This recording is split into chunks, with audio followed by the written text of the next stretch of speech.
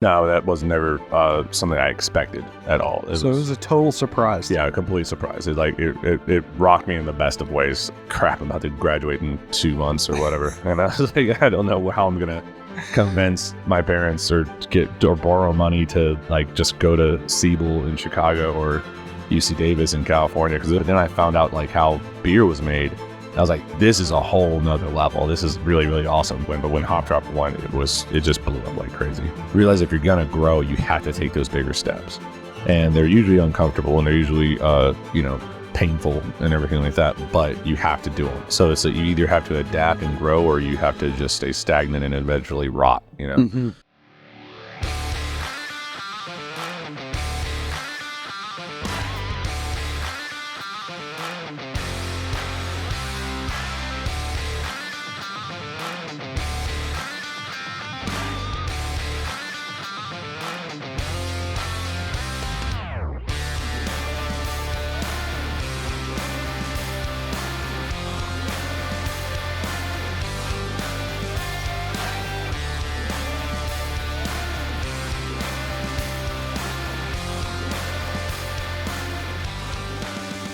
All right, folks, we are here at NoDa Brewing with Chad Henderson. He is a co-owner and the head brewer here at NoDa Brewing. Welcome to the show. Thank you so much for having me. Dude, this is awesome. Right now, we are sitting in the tap room, and this place is busy this morning. Yes, it's slammed. Yeah, we're going crazy. You guys are sending out a crap ton of beer. Yeah. It's actually kind of a slower production week for us. But when production's kind of slow, it also happens to be when we're sending a ton of product out too at the same time. So, it's always a backfill sort of thing. So, yeah. But yeah, it's fun. Yeah. Well, you all have a really unique story, I think, and kind of a staple in the Charlotte area and even now North Carolina as a whole. But I want to know a little bit more about you, particularly.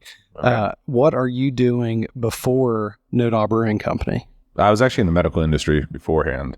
I went to school at Appalachian State up in Boone, North Carolina, and I graduated in 2007 excuse me, from there, and with a degree in exercise physiology or exercise science.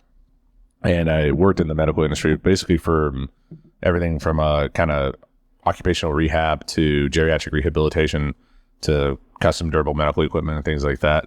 And but the whole time, like right before I graduated, I had recently started helping some friends homebrew, and I was like, this is where it's at. This is actually what I want to do. This is everything I want in a job, is like the whole, the scientific analytical part of it, of like trying to design something that you're using a bunch of, products that grow out of the ground. And then you also have like the math and the biochemistry with all of it, and the physicality that comes with having to brew and everything like that. And then you have like the social context. So this is literally like every stimulus that I want in a job. And I just loved the idea of creating stuff. And throughout college, like not gonna lie, you have some past times where you're just like, oh, I just sneak a lot of like bottles in my big coat. I was really the Boondock Saints and stuff like that. I still am, I guess. But I had those big coats that they wore and stuff like that. And I used to stuff like liquor bottles and stuff like that. And we used to go to friends' houses or parties and just make cocktails and stuff like that. Just horrible blends of stuff. But I was like, I found that really fun and creative. But then I found out like how beer was made. I was like, this is a whole nother level. This is really, really awesome.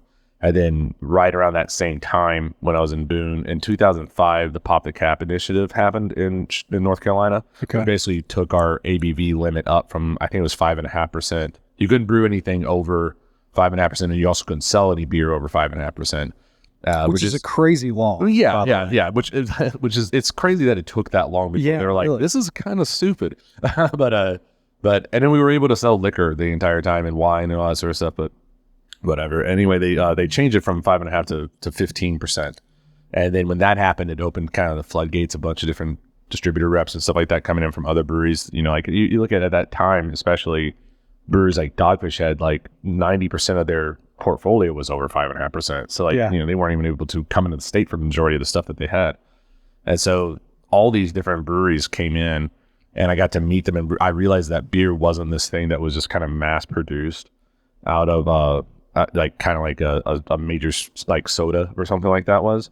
And I was like, oh, these things actually have like this cultural story, and there's a background to each beer, and there's a background to each brewery, and like I love this stuff. And then I started helping some friends homebrew, and I was like, this is actually what I want to do. And that's when I was like, crap, I'm about to graduate in 2 months or whatever. And I was like, I don't know how I'm gonna convince my parents or borrow money to like just go to Siebel in Chicago or UC Davis in California, because at the time those were kind of the only 2 options you had if you want to get education in it. Yeah. I was like, and my parents don't drink, and so I was like, I don't know how I'm going to be able to tell them that, like, I know I just spent years in college to get this medical degree. I just want to go make hooch now, so it wasn't going to go over very well. So I was like, well, all these other people that I idolize in the industry that have started all these awesome companies and stuff like that, they didn't go and get education in that for the most part, from what I know. So I was like, I'm just going to put myself out there for it. And yes, I was working in the medical industry, but all my free time was spent in craft beer advocacy clubs or homebrew clubs. And anytime there was this cool new release or special tapping in any one of the bars in town. And also at that time, Charlotte had was you could kind of count all the craft beer spots, on 2 hands, more or less. Like it wasn't. Yeah. It was about a dozen. What year was this? This was like 2007, 2008, right around there. So Charlotte's the biggest city in North Carolina, but it took a long time for it to kind of come around to being a craft beer city. And the way everything kind of works in Charlotte is like once it hits and it works, then like they just sign on. Everyone starts doing it. But it took it a while. It was way behind Asheville and way behind the Triangle area and Winston-Salem and all that sort of stuff. And it used to be like when I first moved here, in that time frame, a bar that would have like Sam Adams or like Delirium Tremens. For some reason, Delirium Tremens was everywhere. But if it had those 2 beers on, then it was a craft beer bar. Okay, and that was it. That was the only prerequisite you had. So you'd have Sam Adams and Delirium Tremens. But there was like about a dozen or less spots that would actually cater to craft beer stuff going on.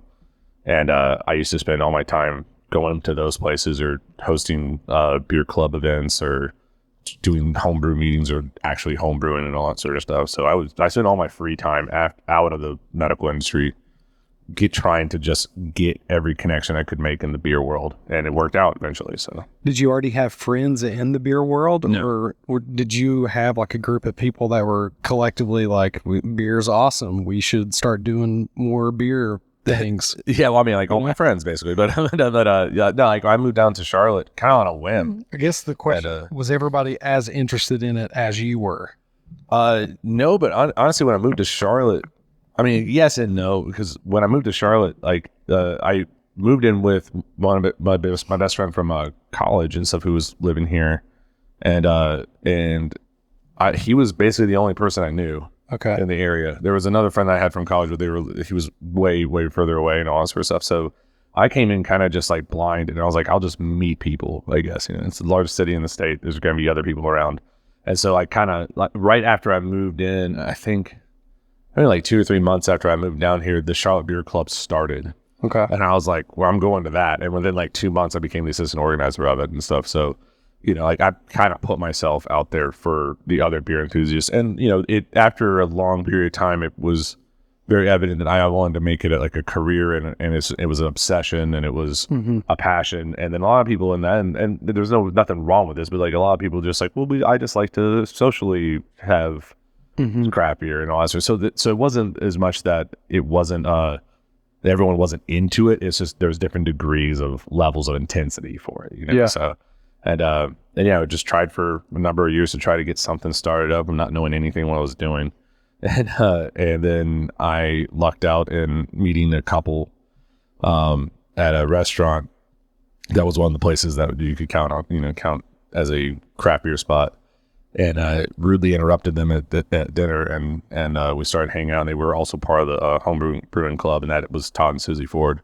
And they were done with their jobs and wanted to start up a brewery together, and my name kept coming over to them basically as a guy that would be stupid enough to say, yeah, let's do it. Let's just go and I'll be your brewer. And they asked me to be how many batches had you brewed up until then? Oh God, I have no idea. I was brewing like 2-3 batches a week. Oh, okay, so a lot. So, yeah, I was brewing constantly. I brewed like a decade's worth of homebrew in from an avid homebrewer in like a 5-year span of time. Like I was just like, again, if I didn't have an event that night or that Saturday or that Sunday in the morning, like I was brewing something. So luckily, my roommate was totally into it too. So he was like, yeah, just throw the fermenters. At one point, I think I had 38 fermenters. Holy moly, yeah, that is a lot. So many. All 5-gallon fermenters? Yeah, 5-gallon carboys, glass, plastic, the little bucket ones, like whatever I could get. And it was definitely an unhealthy hobby, but with the intention of just trying to keep doing different things. So it's like the whole luck thing. Like luck is the preparation you have for when opportunity presents itself. Yeah. And that's really what I was just trying to do. Is just trying to get involved as much as possible and learn and make the mistakes to then learn from the mistakes and all that sort of stuff. And you dump a ton of batches down, or you sample, and you're like, that didn't come out anywhere like I thought it was. And you learn from those things because if you want to, you have to have that mentality of being like, yeah, like I'm gonna do stuff and I'm gonna inevitably mess up. Like that's gonna happen. And it's when that happens, like what do you get from it? And how do you learn? And being involved in all those clubs, I could go then to someone and be like, this totally happened with mine. And you're like, what do you think that's from? And then someone who's been doing it way longer than you can be like, well, it may have been this or that or whatever. There's just so many X factors in making beer too. It's not like making mixed drinks where you're like 2 parts this, 2 parts that, 1 part this, shake it, and then add one thing on top of it. You're literally relying on mash dynamics and enzymes and all this sort of stuff. So temperature. Yeah. And luckily my schooling kind of helped out in that because none of this stuff was like foreign to me. It was just it was a different application of the stuff I already knew. So in those days, were you mashing into like a Gatorade cooler? Yeah. Oh, yeah. I was the 10-gallon Gatorade, and I just changed the valve out on the bottom. That's why my entire system was so janky looking. I started with that cooler, and I still had it on my final system, but it became my hot liquor tank. Yeah. I know we had like a gravity tier towered system, right? And I had these kegs that we had cut open and wrapped in like insulation tape and stuff like that. It was so bad. I bet when you discovered the pump, when you could just transfer liquid, it was probably terrified me when I was a home brewer. I was just like, because you typically start really small and you don't ever use them and everything like that. But yeah, actually the only pump I ever used on my personal home brewer system was actually a pump just to move the cold water in for the cooling cycle. So yeah, it was just and pump it through the chiller. Pump the chiller to just have a more effective, because also it's hot as crap in Charlotte, and so the groundwater itself is not cold enough to really chill anything down. Like during the summer, like your groundwater could be like 80 degrees. Yeah. So when you're trying to make a lager, it doesn't really work out that well. Yeah. So we would just get this big extra long cooler of ice water, then pump that through the heat exchanger. And but when I hooked up with Todd and everything, he had a much nicer system. Todd was formerly, or it still is, a pilot, and so he had much more like technical outlook on everything. And I was always kind of like the whole like work harder, just you were scrappy. I want to have the scars from brewing. Yeah, he's like, how about we brew smarter than harder and stuff like that. And so he had a much more intricate pump-based system, and then we actually had a friend of ours actually made a platform for us when we opened up the brewery. That our first pilot system was literally like a kegel system, and it was a whole frame with little pumps and everything like that going on it and everything. So it wasn't like I was completely unaware of how pumps work or anything like that. But I was way more interested in the dynamics of mash and boil and hop additions and yeast fermentation and all that sort of stuff. That was the stuff that really got me going. That's what I really invested in. So I just kind of managed for everything else. Yeah. I think it's important too that, when you start out, it's important to understand the whole process and have your hands on it. Yeah. Right now, you could very much just like, it's automated, on a bigger system. Yeah. On a real big system. It is and it isn't. It's surely more complicated to do the stuff on our 60-barrel brew house than it ever was on the small system and everything, because you're just, everything you're manipulating is right here, as opposed to you standing on a giant platform and you've got 90 valves underneath you that are all trying to work together. And even our big system doesn't have you can't recipe generate on it or anything like that. So it's not set for that level of programming. So the most amount of automation we have is just that valves and pumps will open in a sequence, so you don't have to go around and click every single one of them. But they don't know what the system doesn't know what beer we're making at all. So we have to still hit all parameters and dictate what pump speeds and valve sequencings need to happen and all that sort of stuff. So it's still fairly involved. It's just it's a lot more mouse clicking than it is pulling valves and anything like that. So when you all got your started, it was the couple that you met in the restaurant. Yep. So they were putting the money in, and then you were going to go brew the beer and sort of run the brewery. kind of more or less, not really. The way it worked out was so they invested their entire retirement into starting NoDa up, and Which is unbelievable. Yeah, by the way. it was a huge risk. Yeah, a huge risk. But I think that they also looked at it as like the time is right, and this whole. I mean, we were the second open. We're the second oldest brewery still operating in Charlotte right now. So for about a year and a half before we opened up, Old Mecklenburg Brewing Company had opened, and so it wasn't like we were the first ones that did it. But also there was only one other real game in town, essentially. And it was like, and they were doing exclusively like German style beers. Mm-hmm. And it's like, all right, well, we want to kind of do like this whole kind of West Coast inspired ideology and like really high diversity of amounts of beers and everything. And we want to release a new beer on a small batch every single week. And we had a lot like this whole, like, you just kind of taste the rainbow kind of idea for it. You know, like we wanted to have all sorts of different stuff being represented. So that differentiated us pretty heavily from them to begin with, but also like it wasn't novel that the idea that a brewery could exist in Charlotte. Mm-hmm. It's just it's just making it happen. So I think that they were like, the timing's right. You know, this thing's about to blow up. You know, we might as well go on and do this. And I came in as the brewer, but Todd was really heavily involved on the actual operational side of everything like that. So I became the head brewer. And it was, my focus was really heavily on like just recipe production and the actual like brew house system operation and things of that nature, and learning it. And Todd was there the whole time with it as well. So like, I kind of was head of running it, but I don't like to say that I was the only person running it, because it was everyone was all hands on deck. We had 6 people when we started out. Yeah, we have 60 now, and but like everyone had to do everything. I was going to say nobody had titles. It was just like, we're going to start this thing. Everybody does everything. Yeah, exactly. And when we opened up, like I was officially the head brewer. Okay. And when we turned 3 years old, I officially became co-owner as well. And so it's, you know, it's one of those things where you really kind of have to do a little bit of everything, but ultimately, like my big role was production of the wort and production of the beer and fermentation and all that sort of stuff. So when you became co-owner, like before that, did you know that was going to be part of the deal? Like, did they say, hey, if you come over and work for us, eventually you might get equity in the company? No, that was never something I expected at all. It was a total surprise. Yeah, a complete surprise. It rocked me in the best of ways for it and everything. But I think it was one of those things where it was, I feel like they wanted to try to reward the efforts that I had put in, because you know, when you come in from not being in the industry or having a certificate that says you passed a course in it or anything like that, when they asked me to be the brewer, I was like, I have to do everything I can to earn this. Like this is what I've been dreaming of for years, and it's finally literally just being offered to me. Mm-hmm. You know, and there was nothing I had to prove that I had the clout to get there, other than just knowing the people and hearing about what I was homebrewing and tasting it and all that sort of stuff. So I was like, I have to just, I want to do every hard or, you know, strenuous job. And I slept on the floor for multiple days of the week and stuff like that, just to be able to hop up and get the day started at 3 a.m. or whatever it would be, you know, and just make stuff happen.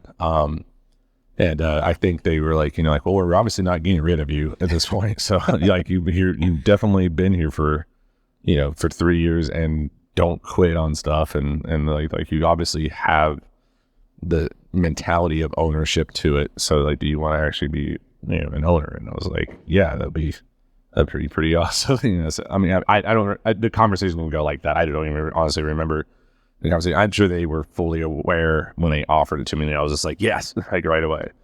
But yeah, no, it was, you know, I get to say that I'm lucky enough that I got my dream job at 27 years old.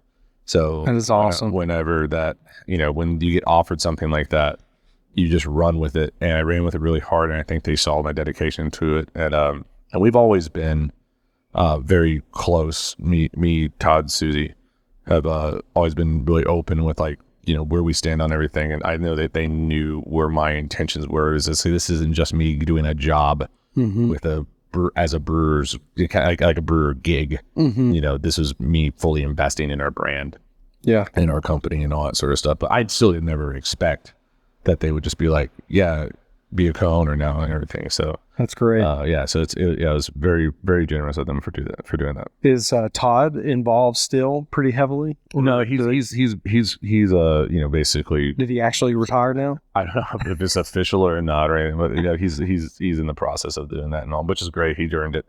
He worked his butt off for us for years and everything, and built this entire place out. Like designed everything on our new facility. So our original facility is a mile away from the one we're sitting in right now. But we still have that original facility that we have a tap room and do our sour barrel aging and have some cold storage and stuff like that. But that's where our 15-barrel brew house was. And then when we were 4 years old, I believe it was, he started building this out.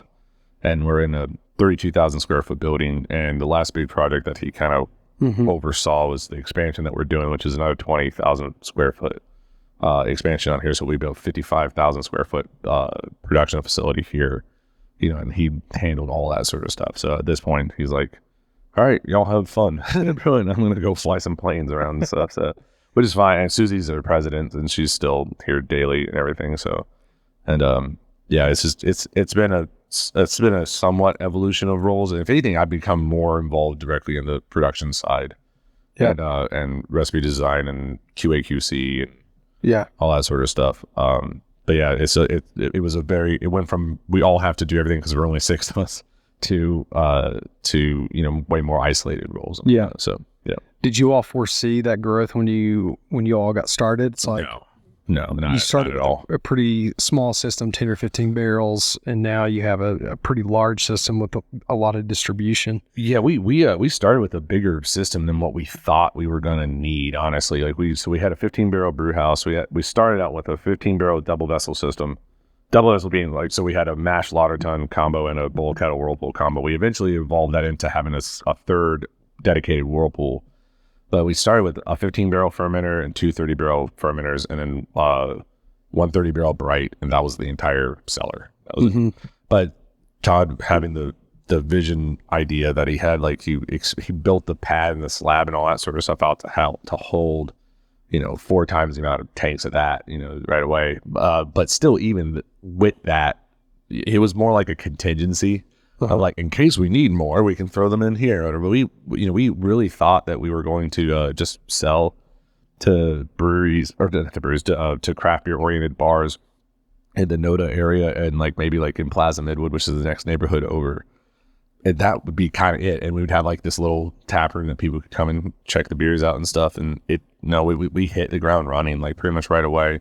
And then when we won the World Beer Cup with Hop Drop and Roll in 2014. So when we were 2 years old, with American IPA, and that blew us up like crazy. But even then, before that point, we were still way wider spread in the city than we thought we were going to be. So the 15-barrel was chugging around a good bit. But I mean, for that template that we wanted, a 15-barrel been more than adequate. But we just, I think it was just the timing of everything. Yeah. And the whole rise of craft beer was really kicking off at that point too. So a lot of people were just really into anything that was different and new and now finally local, So Charlotte had craft beer come through for a while, and now you could get that diversity of craft beer from a local source. And the scene was blowing up like crazy too. I mean, right across the street from us, Birdsong opened up within 2 months after we opened up, and then I think it's 6 months after that, right on the other side of Uptown, you had Triple C opened up, and Heist opened up, and Unknown. It was every 6 months for several years there. It's there was a new brewery that opened up and stuff, and it became hard to keep track. Yeah, but it showed you kind of how again Charlotte, when they see that something. When Charlotte sees something works, it happens. It just blows up. And I'm not saying we were the isolated reason for that. There's one of the factors in the catalyst of that just kind of going crazy. But yeah, we did not expect to have the spread and the amount of purchasing accounts and stuff like that we did even before Hop Drop went. But when Hop Drop won, it just blew up like crazy. Yeah. It's crazy. Like you all got in at the right time because now in North Carolina there's almost 400 breweries in the whole state. I mean, it's one of the best states for beer in the country. It's definitely the fastest growing one, and it's regularly rated in that metric too. When you go to like craft brewers conferences and stuff, you'll see almost always you have Colorado, Oregon, Washington, California. So always top 4 for everything. And then like randomly a few like 5-6 years ago, North Carolina started popping up in there like every single time, which is awesome. Yeah, which is really cool. It's just because it's just so displaced compared to those the very well earned states they're on the more western part of the country. But yeah, when we opened up, I think there was like 50 some breweries in the entire state of North Carolina. There's nearly 400. So it's nuts. I feel like all of them are showing up right in the Mecklenburg County area. They're obviously not, but like it just feels like that because they're like, have you been to this place? I'm like, I didn't even heard that they opened up. Like, I have no, where are they at? It's so hard to keep up. But like when in the early days, we all used to just go and hang out at each other's spots. I mean, like literally, us and Birdsong shared like a driveway. So you could just like you could walk 200 yards between the front door of the bar spot and the front door of their spot. Nice. So yeah, so it's it's just one of those things where it bred this whole culture here in Charlotte, and we do monthly rotational trips now to different breweries just to check them out, and just to have our staff not drink our stuff all the time, be like, hey, there's other beers out there, and there's other people doing stuff like what we do, but doing it in their own way and everything, and they're cool people. Go hang out with them and stuff. That's great, man. Yeah, trying to keep that. There was a gap there where that didn't, and COVID definitely, hurt that a good bit, just because of taproom availabilities and all that sort of stuff. But like in the earlier days, in our first like 5 years of operation, it was it was a normal thing to just mosey around to the other breweries and hang out and drink beers and talk industry stuff and everything like that, and just commiserate / celebrate all the different highs and lows and everything like that. Yeah, and what you're talking about right there is like it's the beer world, beverage world, food and beverage as a whole is all like community oriented. That's what drew me to it. Is like it's a great way to bring people together, have conversations, do good for the world. Absolutely. That's what drew me to it, and I think you probably have some similarities there. Yeah, one of my favorite things when we used to do the beer club. Like events just before NoDa ever opened up, years before NoDa opened up, I used to come off my my medical job, and I had my tie and collared shirt and dress pants and all that sort of stuff, and had to go over to Common Market, which Common Market's kind of like a counterculture, like convenience store / bar sort of thing. So it's like walking in there looking like that doesn't fit very well. But like our group would be there, and we'd be standing in a circle, and like everyone in the circle, there was like a 45-year shift in like or a range in the age groups, and men, women, multiple different races, different income levels, all just hanging out and just drinking and laughing with each other and stuff like that. And it was like none of these people would ever normally, stereotypically at least, I guess, like actively seek each other out, and yet, just because we all like this product or this umbrella term of product, they all get together and communicate to each other on stuff that they wouldn't naturally, go out and that was like one of those moments when I first saw that, I was like, this is the coolest like industry ever. Yeah. And then when you extrapolate that going into the professional realm and seeing how many people on the professional level like are friends with each other and communicate regularly and help each other out and stuff like that, I was like, that doesn't happen in a lot of other industries. Most of the industries want to cut your legs out from it, or it's your competition. So like, that we are all technically competition. We make the same product and sell in the same area, so we are technically a competition, but we help each other out like all the time. Yeah, someone needs a bag of grain or bag of hops, or has a question about something, or if I have a question about something and someone's done something really well, I'm like, hey, do you mind telling me like how y'all address this thing or whatever? So like, it goes back and forth, and you just don't see that in a lot of other industries. And I think it's all because the concept and the spirit of craft beer just doesn't pertain heavily to that whole hyper capitalistic sort of concept. Mm-hmm. People enjoy it casually, and because it's not so expensive, right? And because it's not like you can dress however you want to dress to crack open a hop, drop, and roll, right? We don't care if you're in a suit or if you're in some really swanky spot, or if you're just sitting down to watch a football game, or if you're, just hanging out with some friends or whatever, it doesn't matter.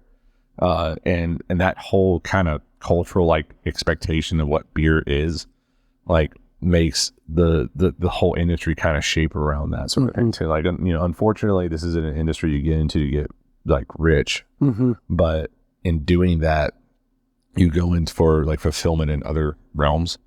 And I'm not saying like we don't make money. Obviously, we're a business still. And that is a separate problem, because we have such a perspective of being just kind of craft and culture oriented and people oriented and stuff like that.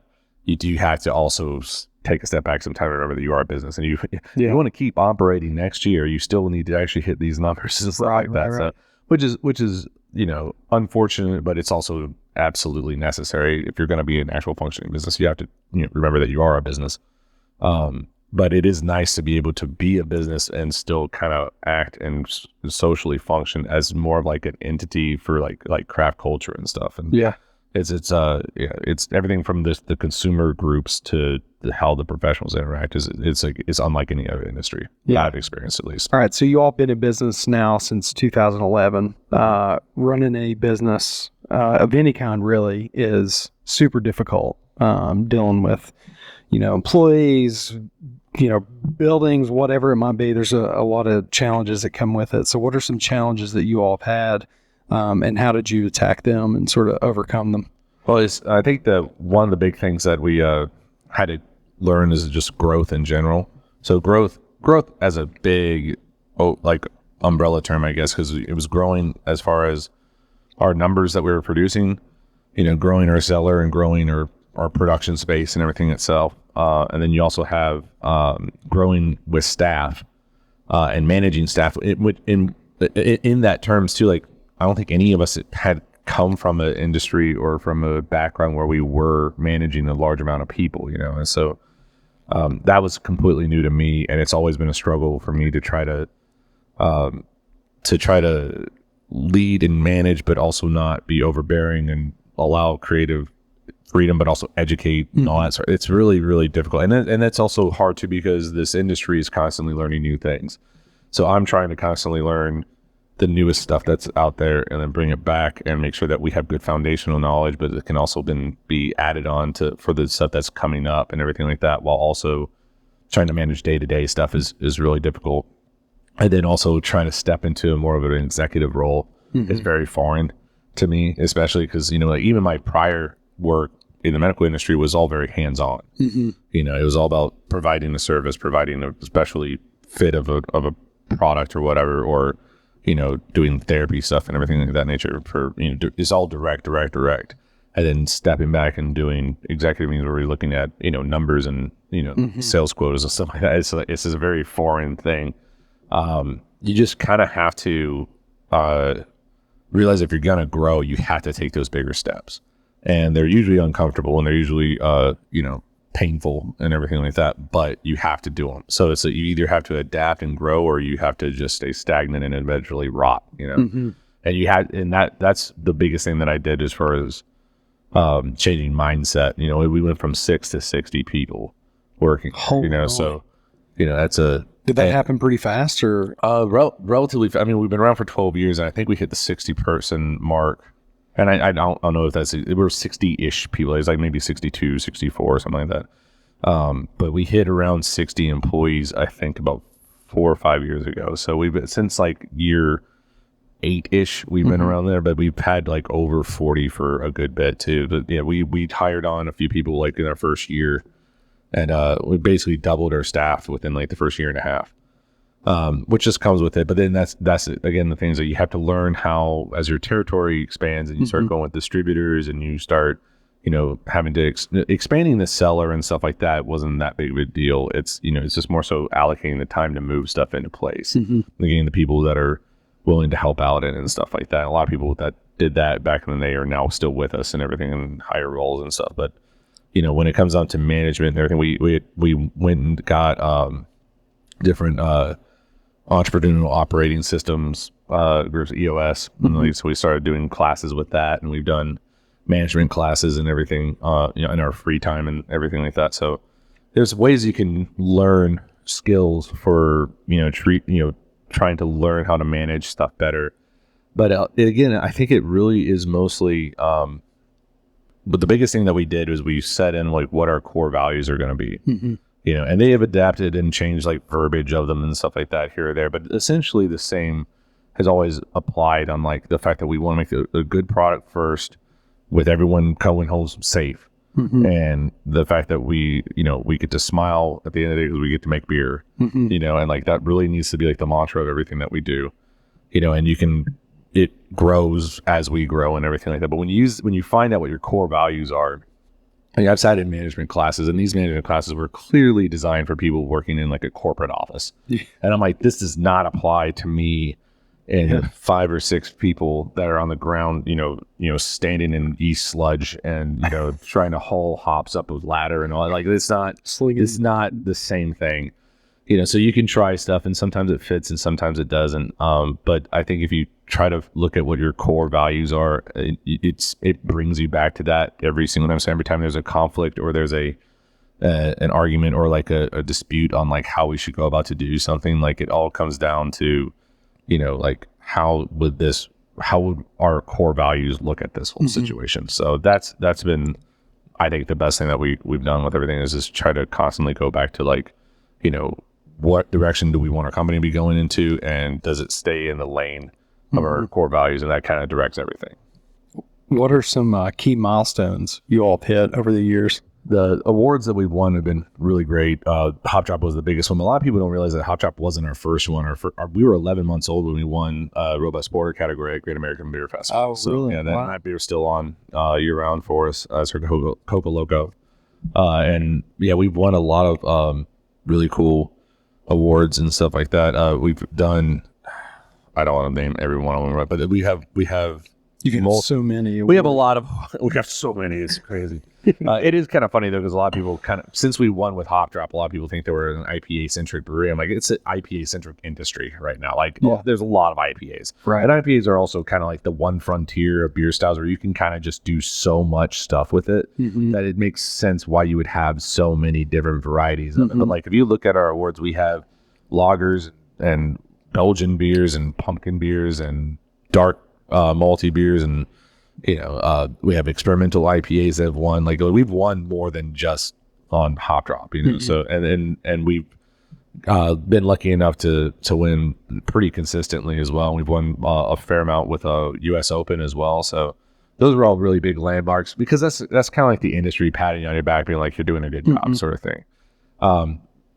We won our battle with the state a few years ago when we basically sued the state to change the laws for self-distribution. That was a huge... Oh, nice. Yeah, that was a huge thing. I didn't know you all were involved in that. Yeah, we were the leading force in it. So really? us and Old Mac tag teamed up for Craft Freedom. Wow. So the LLC of Craft Freedom is us and Old Mac Brewing. That's amazing. Yeah, and so that changed the verbiage on how self-distribution works here, because we have a really like large cap on self-distribution of 25,000 barrels. But what people don't realize is the verbiage that indicates on is once you hit that, you basically lose any ability to self-distribute anything at all.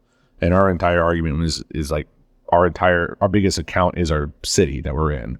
We did that on our own backs with our own trucks or our own people. Like, why would, if we make it to 25,000 barrels, which we'll hopefully be doing in the next year, because we're around 20-ish right now, like, why would we be punished to take away our biggest account? That we have built, just because of verbiage in a law, so they changed the law over for that. So that was a several year fight. I think it was like a 5-year fight that we worked on that. So we won. That winning was a big thing. Could you self-distribute at all before that? Yeah. We can. So that's the same. You can self-distribute up until this random number that they threw in, which was a very big number. But it was, again, once you hit it, everything you did had to go through a distributor. So there's no cap now. There is a cap if you get to, I think it's 100,000 barrels. Oh, wow, that's significant. Yeah. So yeah, it's very, and you can go up to 50, but still self-distribute up to 50. It's a very, very large number. So, yeah. But it's still one of those things where it's like, I never expected that we would ever do a legal battle with the state, and let alone win. So that was really amazing great that we did that. Let me just change kind of the perspective of how all that kind of works. I was very minimally involved. My whole thing is like, I'm making the beer, so Yeah. but that was definitely more of a Todd and Susie. There's a lot of things You that didn't work. suit up and go to court. I went in there one time, and my entire purpose was to sit and just stare pissed off. I was just like, With your arms crossed. yeah, just literally arms crossed, just staring over, just looking disgruntled. That was my entire role. I drove all the way to Raleigh. Fear. Just to be mad. But and I don't know. I guess it worked a little bit, but yeah, my efforts in it were very minuscule compared to what Todd and Susie did, and all the people that were helping out with that. And then also getting over to this place. So we thought we were going to have more than enough room at the original spot. And so being able to jump over here is a huge milestone for us. And then another one I think is, it's not one milestone. It's just all the different charity work that we've done over the years. It's been a principal part of our company since the very beginning. And, it's one of those things where, we've given back so much to the community and in so many different varying forms. One of the greatest things about the whole craft beer thing is that unless you're doing like an AA meeting or whatever, you can kind of use it as like the social fuel for any sort of like charity event. And so like the diversity of charity events that we've done has been insane over the years. And we continue to work with lots of really awesome groups with different cancer groups and pediatric well-being groups and everything like that. And knowing the amount of money that we're able to give back to really awesome causes locally and nationwide, and internationally too, for that matter, has been awesome. I'm actually getting ready to brew our cocoa project for the Hawaiian wildfires. Wow. So yeah, all those things. Like as much as I respect the medical industry and think it's essential, obviously, like I feel like I've been able to do way more good for the common person from working in a brewery than working in the medical industry. So yeah, there's way less. Yeah, it's way less red tape for trying to help people out. It's easier to get those dollars and donated dollars essentially or donated product to become dollars make a lot of difference down the line. Yeah. So that's my most prideful thing with the breweries is being able to give back as much as we have. You said social fuel, so maybe that's a brand name eventually. Yeah, right. Yeah. So keep that in your back pocket. Yeah. There's the name Rolodex is insane at this point. When you make a new beer every week after release out, the well runs dry a lot. So you grab anything you can to keep feeding that little bank. So let's talk about some of the specific beers. I know you're excited about Little Slurp right now. Oh, yeah. So I want you to talk about that a little bit, and then sort of like what are your all's flagships that go out into the market? Well, Little Slurp's one of them. Little Slurp's right now one of our best-selling, one of our top 2 or 3 beers, depending on the month. I had it in Greensboro, by the way. Nice. On Saturday night at a place called Made Kitchen, I believe. Awesome. Yeah. Very cool. I'm glad to hear that. That beer was a year and 4 months of R&D work that I did. So Slurp is one of those words or names that I'm like, one day I'm going to use this one and I'm not lying. A lot of the name for Slurp comes off of the desire to want to slightly annoy my wife. When I go out to order a beer because she doesn't like it when I talk in like a deep. I'm from the South, so like I can turn it on if I need to with the twang, but I don't normally. But I just loved the idea of for some point, like if she's looking at the menu, to go up kind of slightly behind her ear and be like, I think I'm gonna get a little slurp on that. Just do something like really creepy sounding, and she loves it. She never says that, and there's usually a lot of like slapping and stuff involved. But it's funny for me. But so I was like, I really want to do a slurp, and I started this whole thiolized project, mostly for polyfunctional thiol's relatively newer understood compound that is in grain, but it's also been a big part of hop research.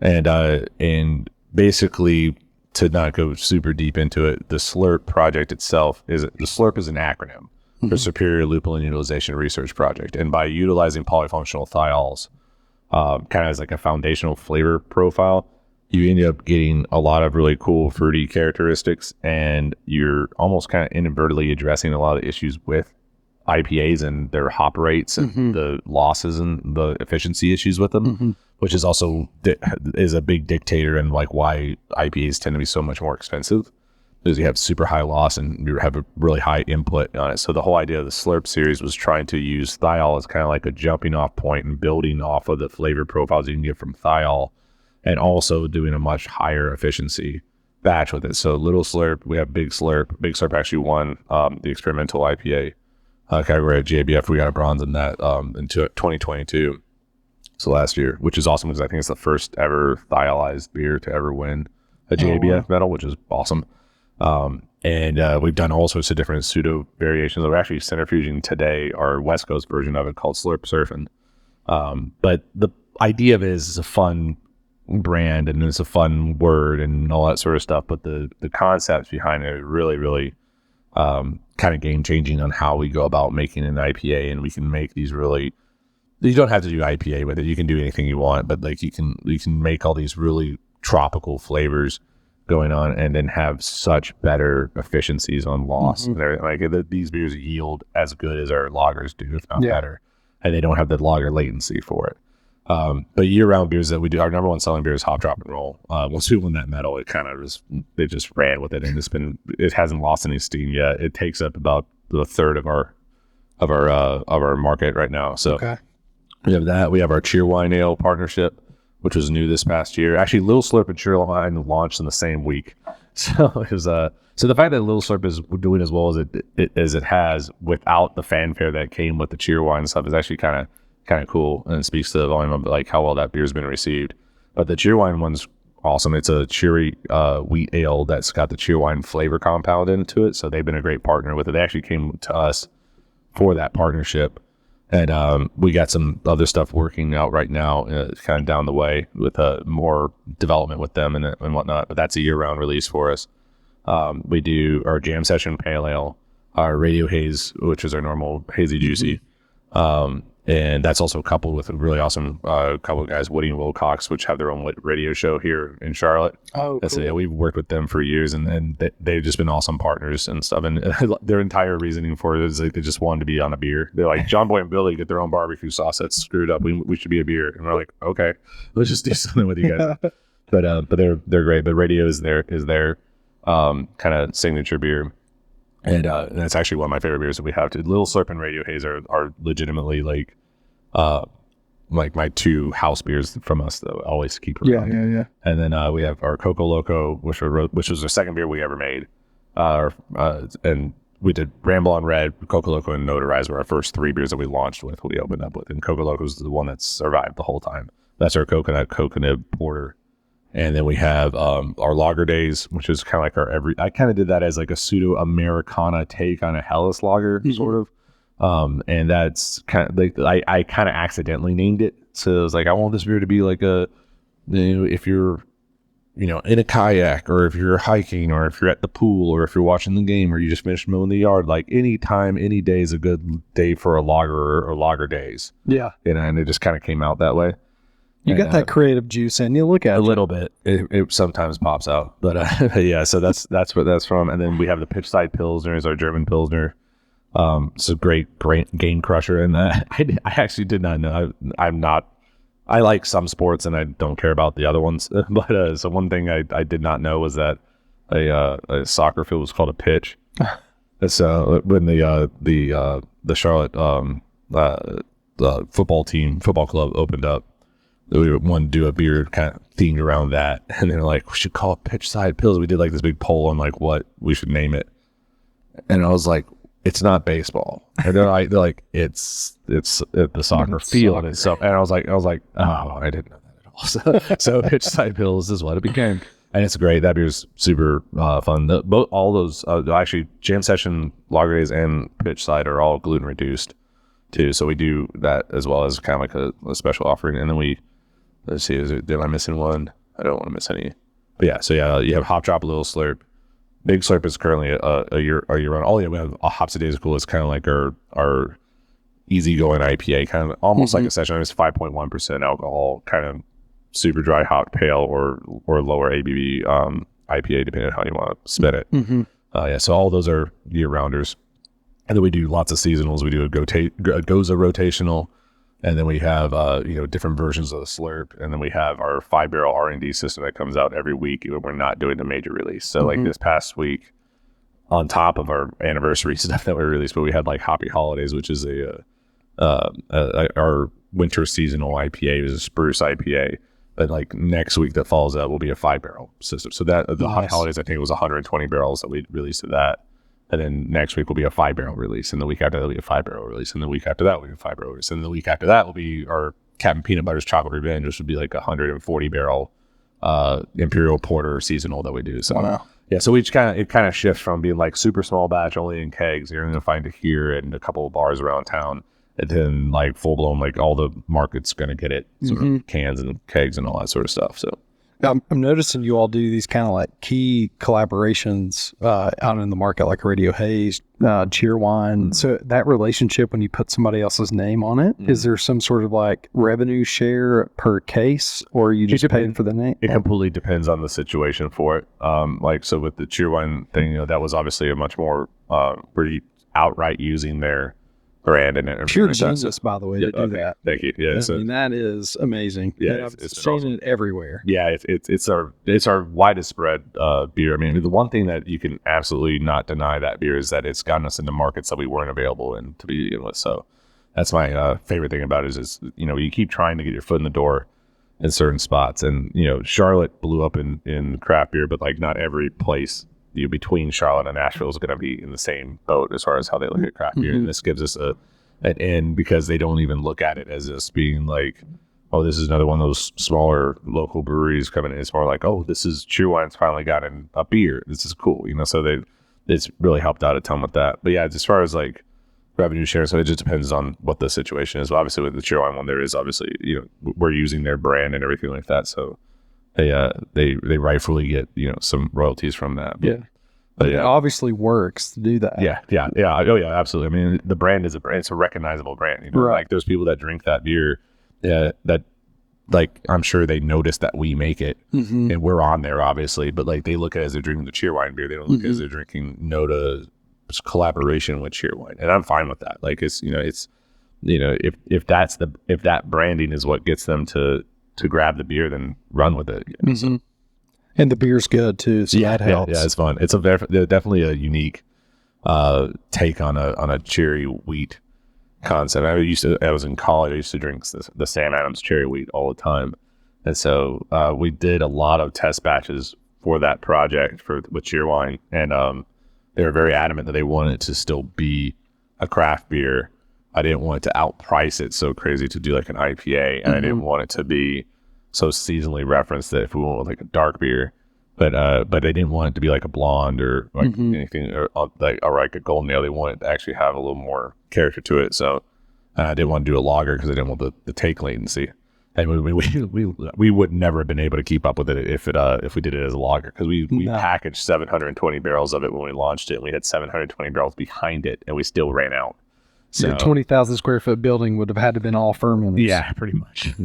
So yeah, it's just I'm glad I didn't do the lager thing, but they were very constructive on the criticism of like what sort of beer base it was going to be on, and I think the wheat ale just worked to match that kind of obviously craft beer itch, and not just a lighter beer of some sort, or like a lager or whatever, and then having the cherries and the fermentation that gives it a little bit of the color hint to it and a little bit of undertone fruitiness, and then having their signature flavor compound. And it's not their syrup, it's their actual flavor compound itself. I didn't want to have any sort of re-fermentation going on from adding the sugars into it or anything like that, and it just worked out really well. So yeah, I expected it to be super like sugary and syrupy like a soda, but when I had it, I was like, wow, I'm pleasantly surprised about this product and how it turned out. It is so good. Thank you so much. Yeah, and it's one of those things where it's like they were really instrumental with this too. It's like we didn't want it to be Cheerwine as a beer, or just beer that has like a note of Cheerwine in it. Like it needed to be kind of a melding of both. Like you need to smell and taste that Cheerwine was a part of it, but it ultimately was still a beer first and foremost. And they were the ones that really wanted to go with that angle on it, which is great. I mean, I think I 100% agree. I think it came together really well, and I like the fact that they went at it from that angle because,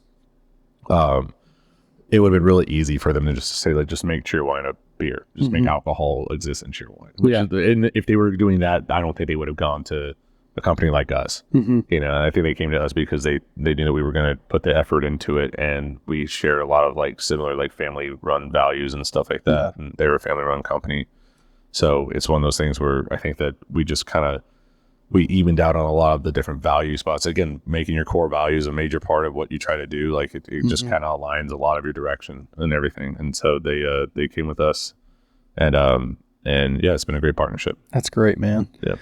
How are you all? I mean, like in this industry, the trends are just like crazy. Like right now, it's ready to drink cocktails. It's seltzer. It's non-alcoholic beer. Like, how are you all keeping up with some of the trends that are happening right now? It's super hard because by the time you start to dial in your thing that you're going to offer into that said trend, that trend may be on the downswing. Like right now, seltzer's really kind of like it has been on a downswing for a while, and we do our own seltzer. Oh, now we just do it on my pilot batch system, and we do it for a few accounts that keep it as a regular thing, and we keep it as a regular option here in the tap room as a thing that people that don't want to have beer can go to because it doesn't have any grain or anything like that in it. We do our Hop 2Os. Drinking one right now, actually. So our non-alcoholic sparkling water, I don't think we can afford the investment to fully go into a non-alcoholic unit right now. And I've tried a bunch of different stuff with that. But that's the thing. So you're constantly trying to come up with new things and whatnot. And it's hard to keep up for sure. And it's not the easiest thing to just constantly try to re-innovate innovation. Yeah. But the Slurp is a good example of innovation that's worked out really well for us. Our Brizzo seltzer line is still around, but when we try the biggest struggle that we have with that is when we have our market already set in for stores and whatnot, and we go in with a new product that's not a beer. Now it's like, where do we put this? Because now we're no longer trying to sit in next to all the other breweries that we have been working next to for years. Now we're sitting next to White Claw and Truly, and no one else for some reason. It's like they're the only two ones that are there for a while. So I think that's how that whole industry kind of just like dropped down. It's just so hard to fight against the behemoths that are already there. So yeah. But it's just and you see those things come and go because there was like Mike's Hard Lemonade came up around, and you had like the hard colas, and you had like, even like the wine coolers kind of like fall in that same line, and like Zimas and Sky Blues. I remember when I was in college drinking Sky Blues. I'm like, this was the best thing ever. I don't think this will ever not be cool to drink. Not even knowing that it wasn't ever cool to drink. But it's just you just constantly are trying to try new stuff out, and sometimes it works and sometimes it doesn't. So I mean that's why we have the pilot system. Yeah, just so we don't have to dedicate too much of our resource and too much of our tank space on something that might not explode or whatnot. Yeah. So are you in R&D quite a bit? Yeah, R&D is majority of my work right now. Okay. I have two really great brewers, and I do also brew on the big stand like pretty regularly. But I do 95% of the R&D batches at any given time, and they just kind of oversee the QA/QC side of everything and whatnot. But and you got like a sales team, business development that are out in the market, kind of providing information on like what's trending and stuff like that. You have to utilize this because I can't physically go out and do like I used to do. And if I was 27 years old now, I still wouldn't be able to do it because back then there was only a dozen or so spots that were doing anything in beer. Now it's like you can't go down the street and not hit a dozen spots that are doing different stuff in the industry. So you have to look at your sales team. They're the ones that are seeing the numbers. They're the ones that are seeing what's rotating through super fast. You're like, if I have like 3 people come up to me in a week going, when are you guys gonna do a West Coast style Pilsner? I'm like, that's gotta be the next big thing. 3 whole people came talking to me about it, but it's like doesn't really mean anything if our people in the market go like, yeah, no one's buying those. It's not that stuff's not moving. We are going to try to do a West Coast Pilsner, by the way. So a little sneak peek. but yeah, the thing that's kind of frustrating right now though is, it's like there's so many styles of beer, but there's so few styles that sell really, really well. Yeah. And it's like, I would love to do more variations and stuff like that. But the reality of it is, it's just like, at what point is it worth my time to keep doing so many different other things that, is it really worth my time if it's not going to sell? If 5-barrel batch is going to last on draft for, 3-4 months. Yeah. You know what I mean? Like, or when I was doing the Slurp series, we'd lose the entire batch within a week or two. Yeah. So it's like, well, obviously there's some momentum going behind this, so yeah. So you kind of have to pick and choose what's worth the time and effort. Because again, you have to remember you're still a business, right? And it's not just like, I want our business to do good. When you say that, you have to remember there's now 60 something people back there that rely on it going good. Their families rely on it. So you're looking at, hundreds of individuals now that are all dependent, on this business doing well. So just doing stuff for fun doesn't cut it, and just doing something because it seems interesting, seems neat. Yeah. Like, yeah, I'll do those from time to time. But if there's no future that can be garnered from it, or you don't learn anything that can be applied to something that's going to be financially impactful, then you're letting everyone else on the team down. So that's what I had to carry each time when we do these R&D things. And there's a lot of times when we do R&D stuff that's for a charity winner or like a collaboration thing or something that's, completely on the sideline of it. But yeah, which is fine. That's why we also have it as well. But like, if I'm doing something strictly for R&D, I need to get something out of it that we can apply to the betterment of our company, for not just our us staying strong in the market, but keeping our employees and our staff knowing that they have security from something doing well. Does your tap room help you make some of those decisions on what takes it to like that next level? Yeah, especially that's where we get the most feedback from it. Yeah. And so we can get, especially if we have a lot of, we have a really good group of regulars and whatnot, and they can come in and be like, hey, wasn't really loving how this thing came out, or like, that was unbelievable. If you had that regularly, I'd buy a 4-pack of it, every other day or whatever. So we get good feedback from them. And also it is really, I guess, telling, if we put a beer on draft, that's off the R&D system and it's gone in 4 days, and we're like, well, something happened there, it just wasn't, we didn't just spring a leak, and if we put an R&D batch on and we hype it up and it stays on for 4 months, it's like, okay, there's two different scenarios happening right there, and it's not seasonality and all that sort of stuff. Like, if you throw the thing on and it sells like wildfire in the tap room, there's a good, because that's where the majority of the bulk of that tap's going to go. Because when you're doing a 5-barrel batch, we usually do 2 halves that stay in the tap room, half-barrel kegs, and then we'll do the rest of them as sixels, and we just spread them out to. There's a bunch of accounts in our immediate area that want to have anything that's a random variant thing. They don't want the year-round stuff. They want the weird stuff. And so they may go through it quickly, but going through 1 sixtel quickly at a bar that tries to, that's pushing it, versus going through 2 halves here, where we have 26 drafts and we have a lot of those mainstays that a lot of people go back to over and over and over again.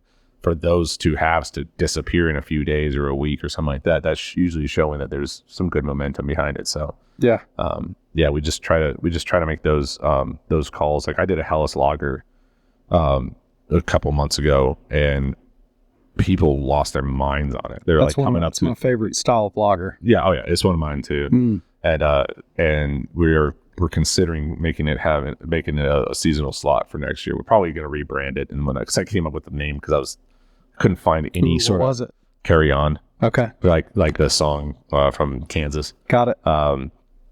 And it was just because my wife's a massive fan of Supernatural, and that's the theme song for it. And I was sick and tired of just striking out on every single hell pun I could find.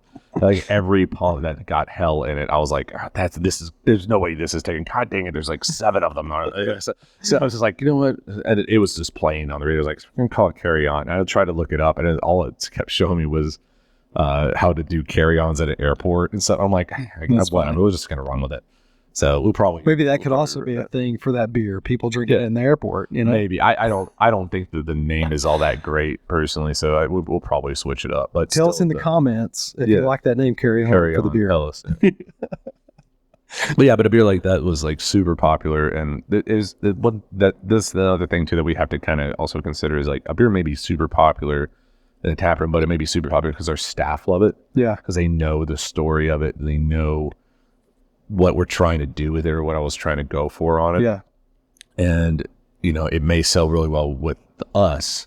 And when you have 20-something people coming up every day, and they're all ordering the same thing, those kegs disappear pretty quick too. But when you have people in the general public that keep going like, that was one of the best XYZs I've had in so long, then you have the tap room serves really well to give us a differentiation of just like, was it sell well in general just because people were just spam buying it, or were people spam buying it across the board and giving really good feedback on it and all that sort of stuff. So it's definitely a good tool to have. You just gotta listen to good criticism and to good feedback in general. And there's so many beers that I've done over the years where I'm just like, I can't believe this doesn't sell like wildfire and all. But it's like that's one thing I had to evolve and mature about, is like, you can't be married to every style of beer. You know, like you said for years, like, they're like my kids, I can't pick my favorite. And it's like, well, you're gonna have to cut the heads off of them at some point. You're like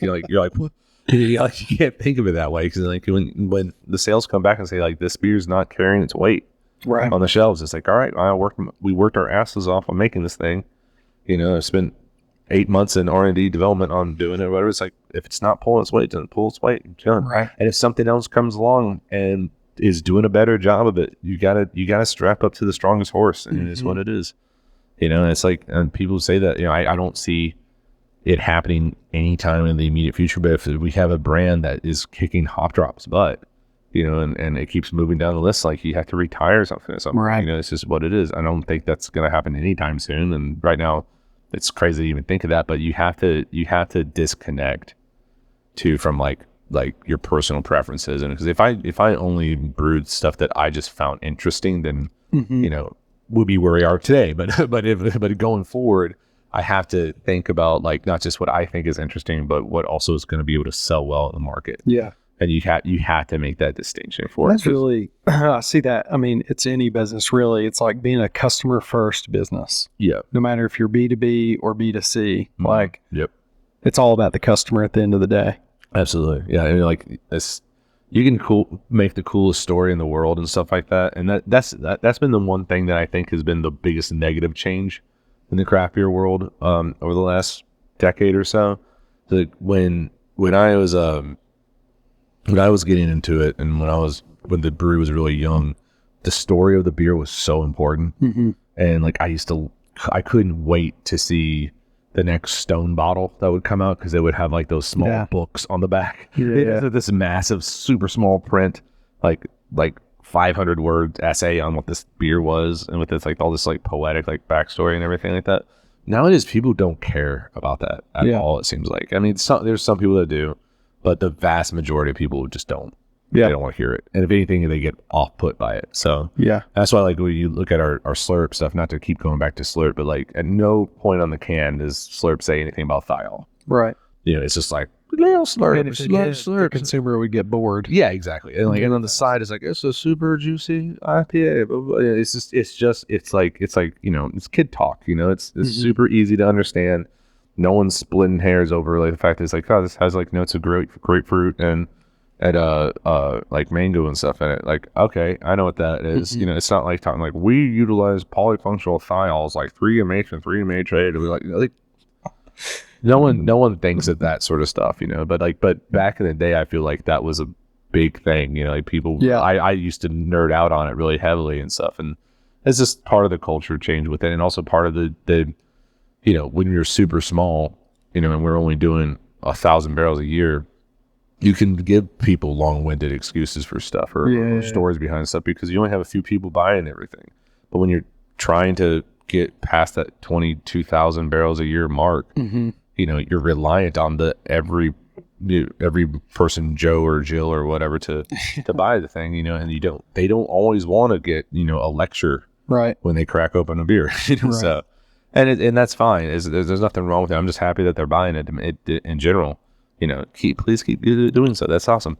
But at the same time though, it does kind of deflate the sales a little bit. I have like a whole Norse mythology like small batch line that I'm doing with these I call them like Nordic ales, but they're raw ales fermented on quick yeast from the Ornadal quick yeast strand, or Kvike yeast, or however you want to call it, and they're done all as like these like Norse lesson myth stuff, like Five Fingers Right and Twilight of the Thunder God and stuff like that, and they have these like long explanations of like what they are and everything, and we just do them on draft and everything like that. But I tell people about like, that is epic as hell. I'm like, yeah, but I'm not going to tell the average person is going to walk away 2 sentences into this big diatribe I'm about to do.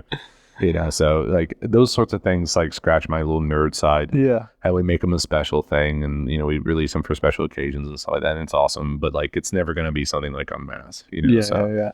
But even when we do stuff like Boba Brett, which is obviously a Star Wars reference, like I've been in line and seeing a person my age in front of me, can I get the Baba Brett? And I'm like, are you out of your mind? Like, there's a Mandalorian helmet on the label. Like, did you not get this reference? It's like, I feel I'm so often taken aback, or people don't get the dumb metaphors or the dumb references that I have on stuff. I get some of them go really deep and nerdy, but like ones like that, I'm like, Star Wars is like the biggest like IP on the planet. Like, how in the heck do you not know a Boba Fett reference? Like come on. So, but it is what it is. So you're obviously really passionate about beer and about this industry, but what are some other things that you are passionate about that are outside of this industry? I'm still really passionate about like the health, fitness, the medical world and stuff like that. It's such a vast world, so saying that in an umbrella term is pretty minor, but I like to lift weights and exercise and things like that. I like to exercise, but Did you work out this morning? Yes, I did. I did push lift weights. Yeah, nice. I did a push exercise this morning. Depending on how the day goes, I might be able to fit in some kickboxing later today. Yeah, so I did martial arts my whole life. I'm into martial arts stuff too. I love MMA. And I'm not a practitioner in MMA, but I did martial arts my entire life, and that's a real easy sport to get into if you're doing martial arts. I used to be a professional paintball player. I still follow it, but I don't play nearly as much. Mostly just because of convenience. I have a 7-month-old son, so. But even before he was born, like there's no places to really play in the Charlotte area for paintball. Yeah. So I used to do that. Big into metal music. My dad was a musician, and but not a metal musician. My dad was a Elvis impersonator. So I've been into music. Yeah, I've been into music really heavily for my whole life. But I'm really into like metal stuff and things of that nature, and all bunch of dumb like. Nerdism. So I'm a big D&D fan, and like love making my own like D&D adventures. And since my son's been born, I haven't been able to really get into that, but I was really heavily into it for years prior to that and everything. So anything in that fantasy world sort of stuff, like before Game of Thrones became horrible, that was really great. And it was ruined, and stuff like that. So. Is there a correlation between guys in the beer world in Charlotte and martial arts? Because Chris Angel, which we've talked about before, big martial arts guy. Yes. I don't know if there's a correlation between it. I haven't noticed it all that much, but I also haven't practiced martial arts in Charlotte directly. Okay. So I haven't like been going around to the different gyms and be like, who else is in the beer world? But, no, it's also like one thing that you have to also remember too, that when you're in the brewing world and you're in the industry and whatnot, it's such a time suck. Mm-hmm. You're spending, especially if you're in a younger brewery. I mean, like when our brewery launched, that's all I did. Mm-hmm. Was you were just constantly doing something, and if you're not brewing or working, then you're probably at an event trying to promote your stuff, and then if you're not, then you're trying to sleep. That's kind of it. So. I lost a lot of relationships and stuff from the early days, and thankfully I met my wife when we were a little bit more established and we had a little bit better rhythm with stuff, so I had some more free time and everything. But yeah, it's hard to be into a bunch of different stuff and also be fully ingrained and passionate about your career and your business and everything of that nature, to be able to dedicate the effort levels needed, and then also have enough left over to go and be a good dad and be a good husband, and then also find things that you're also interested in. My big guilty pleasure actually is professional wrestling. That's why. Oh, really? Yeah, I love professional wrestling. That's awesome. I'm a huge AEW fan. I used to be into it when I was younger, and then I kinda grew up. Yeah, I lost interest in it, but it's like really entertaining. Oh yeah, I love it. It's so much fun, and the storytelling in some of the matches and stuff is so fun. I've done several pro wrestling themed beers, and like the one person a week that gets the reference, it's like they're like, that's amazing. I'm like, get this guy all the beer he wants. This is awesome.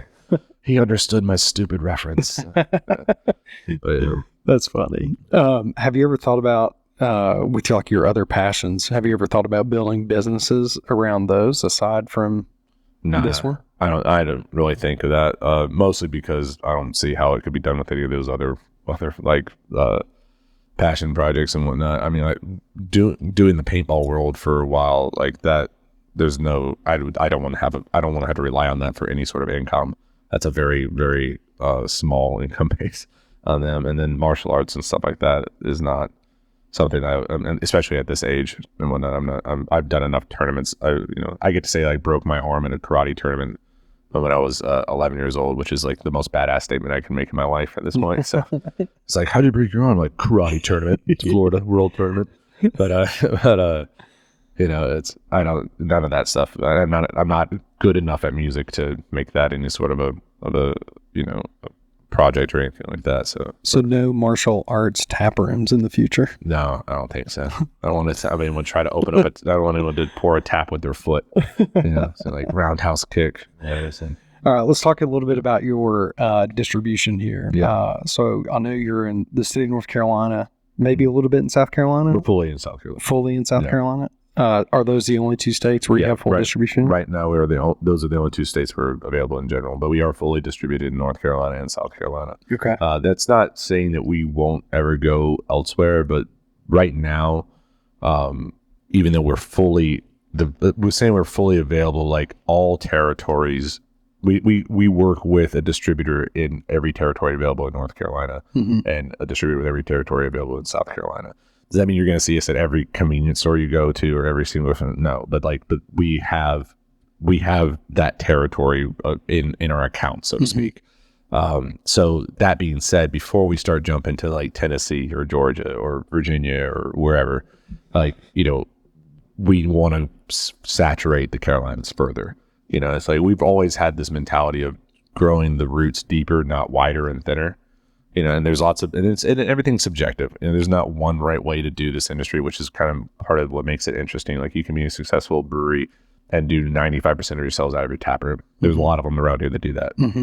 And you can be a very successful brewery and make 5,000 barrels a year and sell in 20 different states, or in 5 different countries or whatever. Like we've just always done the whole idea of we want to make a decent amount of volume and we want to sell as close to our home as we can and then just pulse out from there, So again, just digging the roots really deep. That's not to say, again, like we won't go to another state at some point, but right now, like kind of our entire branding and mantra focuses that we're born and bred and brewed in the Carolinas, sort of thing. And my big goal, what I'd love to have in the next 5-ish years or whatever, is to be like, if you're coming into the Carolinas, then it'd be like, oh, you got to get some NoDa beer. Just kind of like if you go up to like Wisconsin, it's like, well, you got to get New Glarus. Like the fact that New Glarus can do the volume that they do in one state and a little bit of Chicago is insane. And it's not like Spotted Cow is like the most innovative thing that they do. No. They have awesome sours. They have such good sours. Yes. But like you can't walk anywhere in Wisconsin and not trip over a Spotted Cow. So like, but that's great on them. They did it right. And I'm not saying that I don't want you to walk around anywhere in North Carolina, trip over Hop Drop, but like I would love it if like no one had to even try.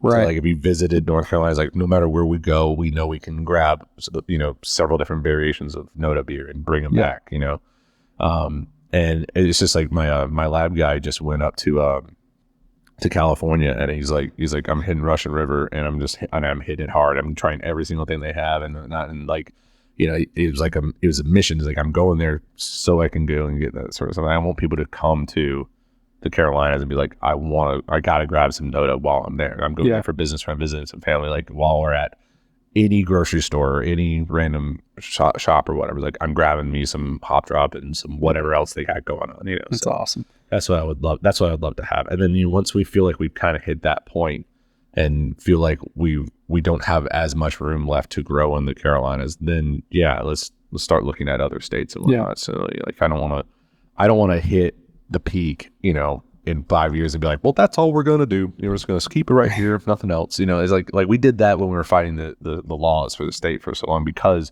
we didn't want to have to grow over that number and suddenly get penalized for it. I don't want to have to do that again. I want us to keep growing as long as the market will have it. So and then that's a big X factor is like what the market will dictate. Because right now it's a pretty rough time for the beer world in general. And I'm glad that we're doing as well as we are considering all that. But the reality of it is it's like, we can keep making product, but the industry has to keep eating it up, So we have to stay dynamic with everything. Does your beer or your brew house, is it big enough to expand, or can it only take care of those 2 states right now? We can probably expand past it right now, the way we're sitting. We probably have the capacity cellar wise to do between like 35 and 40,000 barrels. Wow, and you're at like 22,000 barrels? Between like 20 and 22 this year. And then hopefully next year will be between like 22, maybe pushing to the 25. But, the cellar can handle that for right now, for sure. Like, I feel so bad. Like, we have this really awesome Bueller mill for our grain. And they're like, you're not even running this like anywhere close to like what it's designed to do. I'm like, I know, that's awesome. So we've always tried to like grow into the stuff that we had, just like even when we got the 15 barrel brew house, when we thought that we were just going to be a tap room and sell to like 12. Business we like to be able to expand into the capacity, not start with the capacity and then rush it past its capacity, so when we run that Bueller mill and stuff like that and we do the maintenance on it, they're like this thing's fine. Like it looks great, it's just because it's designed to do so much more. So I'd love to be able to bring them up to their limits, so.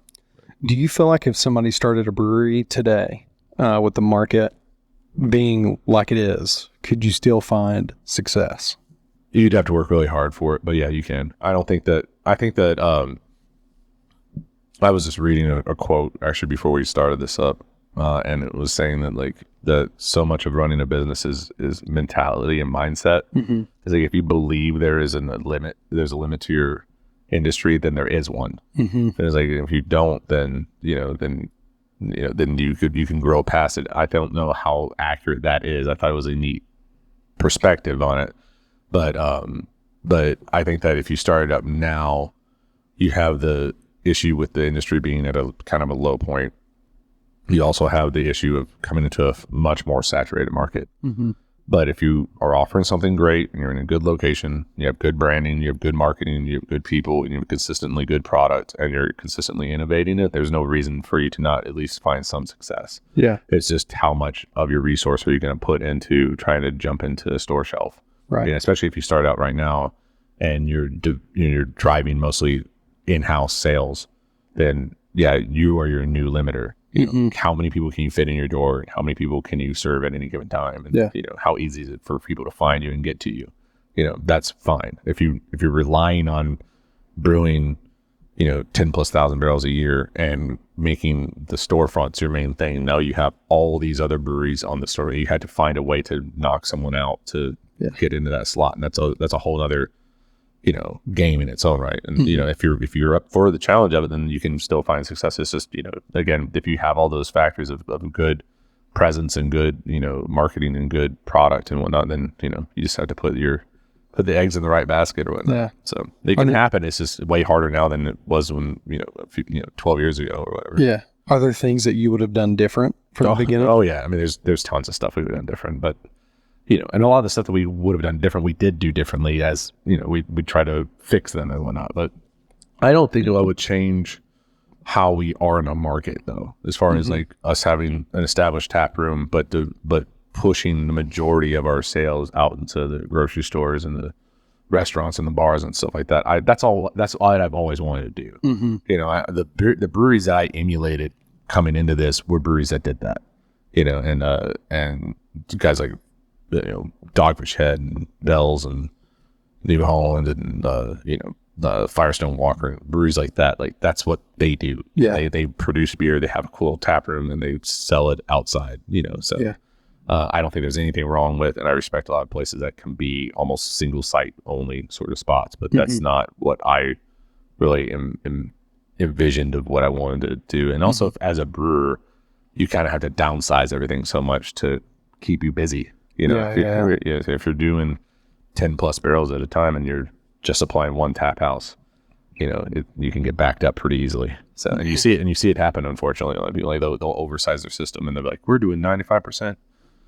Just in a tap room, and then you're like, really? How? You have an 80-person capacity tap room? Like, where are you going to put all the beer?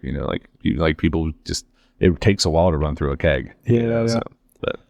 Well, what's next for NoDa Brewing? What are some exciting things coming up, and what do you want some people to know? Well, we got this whole expansion thing going on. That's really exciting for us in the back of the house. So it's a huge deal. It's been years in the making, but we have some really cool beers coming around. We are. Like I said, we have this new variations of the slurps coming out. We have our Hop 2.0 expanding. Hop 2.0s are carbonated water with hops and fruit flavors in it. 0 alcohol, 0 calories, etc. We are always releasing something new on draft, and we have a bunch of collaboration groups coming through. I'm about to release a black walnut, blackstrap molasses brown ale this Friday on the small batch system from a charity winner. And we're just always trying to do a little bit of something new here or there. And the diversity of the new random stuff is only going to increase as time goes on. And hopefully, if we do cellar expansions, hopefully they'll be on the pilot system so we can actually put some more tanks in there to throw some even crazier stuff out. And we have also just started to kick a little more life into our sour program as well. So, oh, nice. Yeah, so I'm just trying to diversify everything up. But yeah, we're still expanding through. The Carolinas, getting a little bit deeper in there, and having new brands coming in to the next resets for next year and everything like that. So sweet, all sorts of fun stuff. Well, thank you so much for being on the show. If you are in North Carolina or South Carolina, make sure you get NoDa Brewing. Yes, you can find it at most of the grocery stores. Right. I would say most of the bigger ones, and obviously your local independents. Make sure you're supporting those people as well. Go to NoDaBrewing.com. Correct? Yes, NoDaBrewing.com. Find out more information and follow them on social media as well. We'll put up a tag somewhere in the screen here. We're holding the tag. Go follow NoDa Brewing, and maybe Chad, your personal account. I'm Beer Mad Chad on Instagram. You'll see me. Chad. Yeah, you'll see me occasionally be tagged in a photo with my kid, and that's kind of Beer Mad Chad is a new dad. Yes, as well. New dad. Yeah, and honestly, I would post more, but like. The brewing photos kind of all look the same after a while. It's like, look, he's next to another stainless steel on coming out of the tank. Like there's hops going in. Isn't that crazy? He's next to another stainless steel tank. Yeah, it is what it is. But yeah, but if you want to see my exciting social media life, it's Beer Mad Chad on Instagram. And yeah, if you're in the Charlotte area, come by the tap room. We're right here on North Tryon. If you look up NoDa Brewing Company North End, that's the kind of neighborhood that we're in. But we have an awesome tap room up here, and it's only going to get more amazing as the new expansion comes out. We have about anywhere between 22 and 30 taps on at any given time. And if you want to try some of the weird stuff that we have, they're pretty much going to be right over here. So awesome. Come see us. All right. Thanks, Chad. Cheers. That's another edition of Adventures in Business. Thanks for watching. Cheers.